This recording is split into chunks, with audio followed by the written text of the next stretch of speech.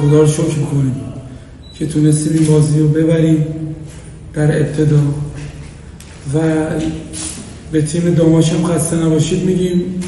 تیم خیلی خوبی بودن، به نظرم حقشون این جای جدول نیست. من سعی میکنم تو فوتبال واقع بینانه و با واقعیت صحبت کنیم.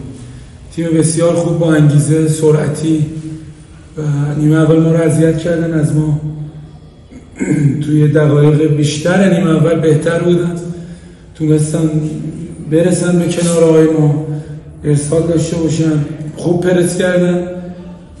فکر کنم نیمه اول ما 2 تا تعویض کردیم و نیمه دوم بچه‌ها که رفتن تو روند بازی رو عوض کردن. 2 تا 3 تا موقعیت خیلی خوب داشتیم و نزدیم، یکیش هم تبدیل به پنالتی شد.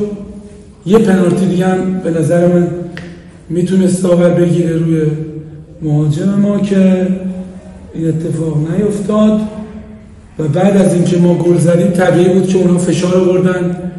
همچنین ما یه دونم 100% فکر میکنم بازیکنشون روی خط دروازه در بود بعد از گل. و بعد از گل اول ما طبیعتا اونا باید فشار می‌آوردن که 1-2 تا موقعیت داشتن که گلرمون صحنه خوب کار کرد.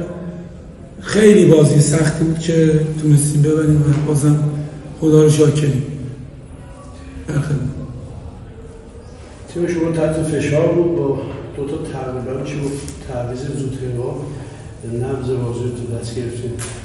در مورد بازیکنان تعویضی و که جانبازی شدن اونا خب بیشتر بازیمون بازی کرده بودن. اون 2 تا بازیکنی که تعویض شدن و یه مقدار ما رو چمن مصنوعی داریم تمرین میکنیم. 2 تا بازیکن خوبی ما بودن.